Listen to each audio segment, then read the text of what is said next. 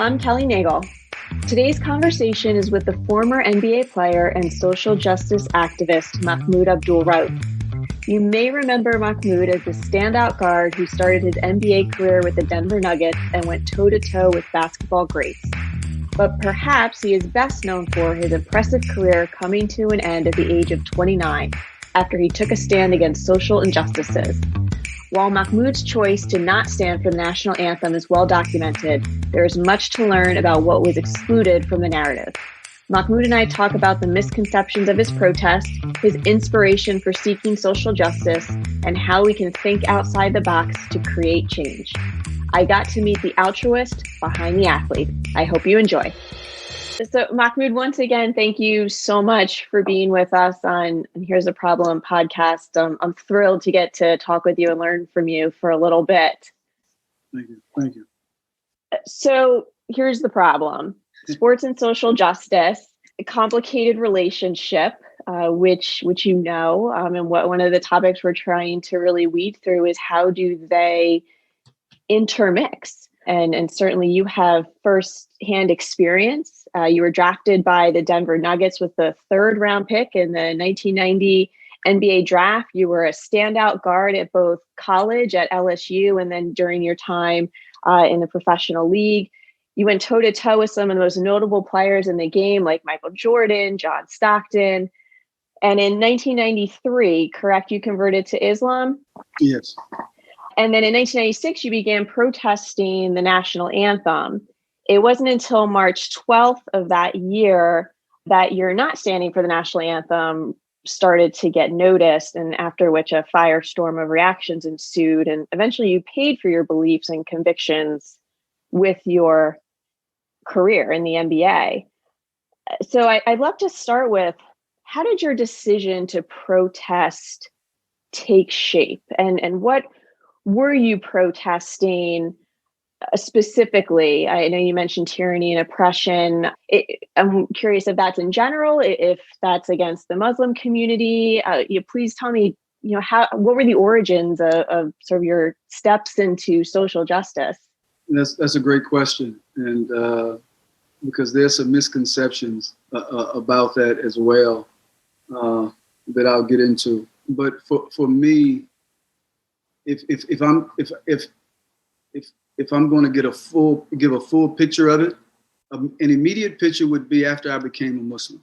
Well, no, it would be before that, when my college coach Dale Brown gave me the autobiography of Malcolm. But it would even be much sooner than that, just growing up in the South. And even though I couldn't put my finger on, necessarily or quite why things were the way they were and couldn't articulate it, you know in your soul that something doesn't look right, something is wrong.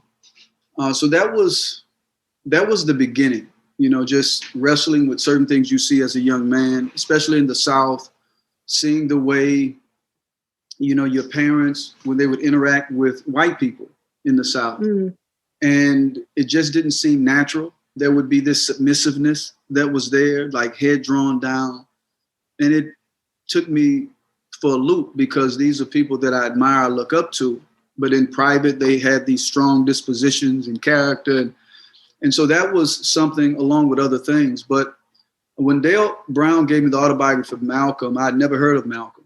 And just reading about his life and how articulate he was, how thought-provoking, how he used rhetoric and analogies, and he was just a phenomenal individual. And the courage that he displayed was something that I didn't necessarily have. And just how he explained the issues fascinated me. So that influenced me to want to know more. I was like, man, because I'm competitive. And when I see something that I like, I want it to be a part of me. And so I'm like, wow, I didn't have that. I didn't have that articulation. I didn't have that insight. And I'm like, I love the way, of course, you don't agree with everything a person, I don't know if anyone you agree with everything, but I'm like, man, most of what he was saying was resonating. And then after becoming a Muslim, I wasn't much of a big reader, but after becoming a Muslim, I developed an interest and a love for reading like never before. And on the road was my best education, because people would meet me on the road and we would sit up 2, 3, 4 o'clock in the morning, and you have all of these academic disciplines. People, some are great in history, some are great in religion, some are great in, politics. And you would just sit and talk, and they would introduce you to books and authors and the Noam Chomskys, the Gore Vidals, the Howard Zinns, all of these people, and the Arundhati Roys. And I just began reading.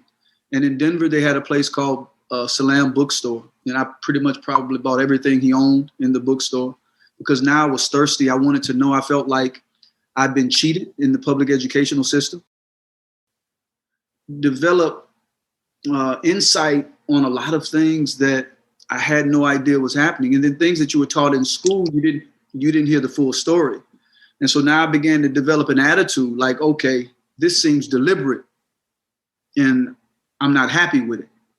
And that's what started pretty much the process.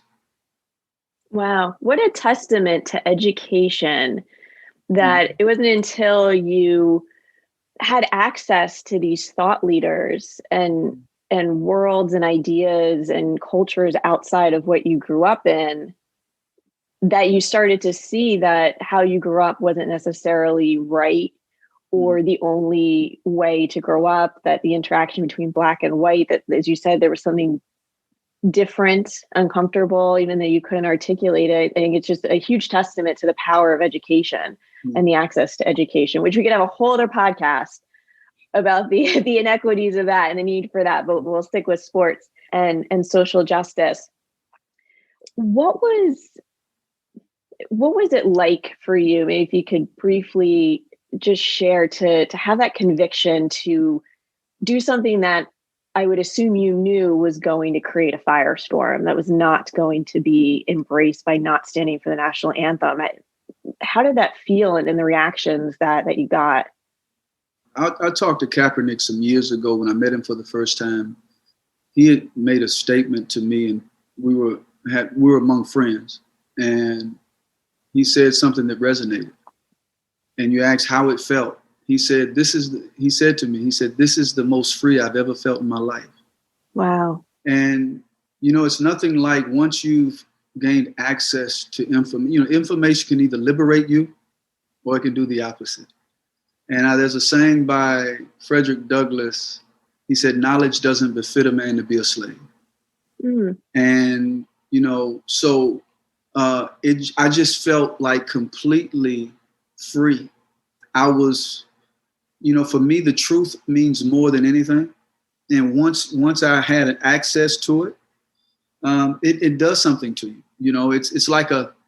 It's a process, because I wasn't very confident. I wasn't one of those children in school that raised my hand, that really got involved. I was just I was in the back, wanting not to be seen. And knowledge does something to you. At some point, you begin to say, you know what? You're sitting on this information, you have to do something with it. There's a saying in my belief that don't be like a donkey with books on its back. You got all this information, but you can't apply it. And I began to see the transformation in terms of you begin to share it with people. And then you realize a lot of people have similar thoughts. Then what that does, it produces a confidence to share more. Then that confidence eventually evolves into, okay, I got to do something more.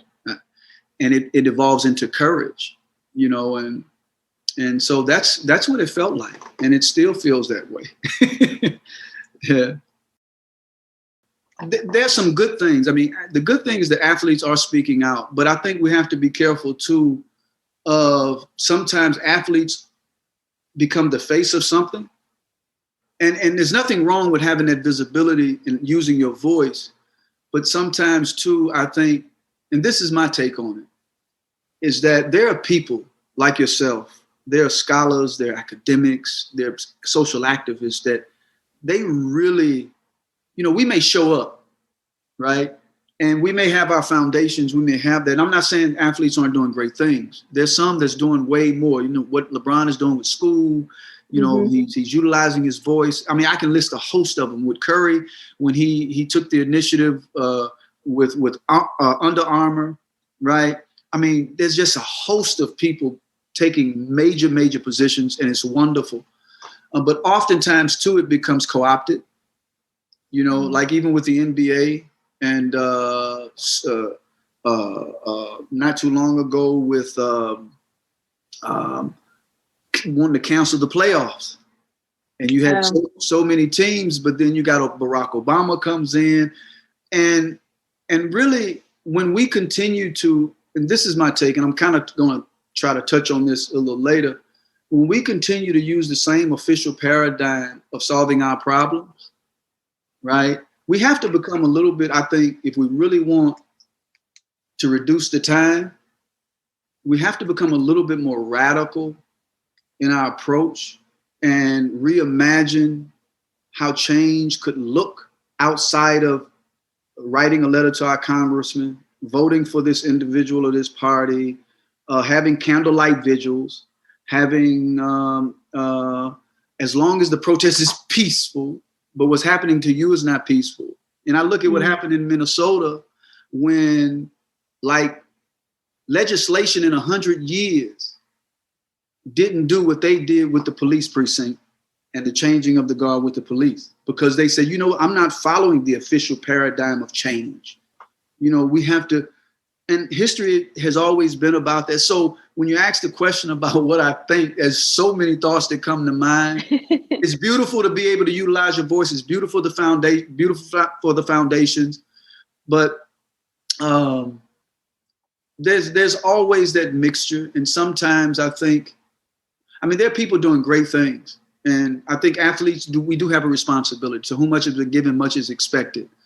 So I like some of what I see, but not all of what I see. Because I really believe that when they put pressure, literally, and they was threatening to not play because of, what's his name? The one for the Clippers, the racist. Don Sterling. That's it. Yeah, Donald Sterling, it was that power. They came against it. Look, man, they went beyond. And now it could have been deeper and heavier, but those are the type of things I think I would love to see more so, but it's going to take time, man. There's an indoctrination, there's a conditioning of the way to do things. And when you step out of that box, a lot of people don't want that type of friction in their life. They don't want those risks. I understand it. I'm not mad at you. But if you really want change, you have to think outside the box. You have to be uncomfortable. You have to say and do things that aren't the ordinary. It's the ordinary is why it takes 100 years. We'll see small signs of progress that we become satisfied with, that becomes the norm, that eventually looked at as being big. But really, in essence, sometimes it's just a name change. I'd like to thank Mahmoud for joining me today. If you'd like to see what he's up to, you can follow him on Instagram at MahmoudAR123. I'd also like to thank all those who made this podcast possible. Our wonderful production team, the George Milton Group, Winnie the Moog, and my Teen Think Tank Project co-founder, Matthew DeSantis. Most importantly, I'd like to thank you, the listener. Let us know you're listening. Subscribe, rate, and review this podcast. And follow the podcast at problem_pod. For more information on today's topic, or to find out more about social justice programming for exceptional teens, please follow the Teen Think Tank Project at teen_think tank. Until next week, I'm Kelly Nagle.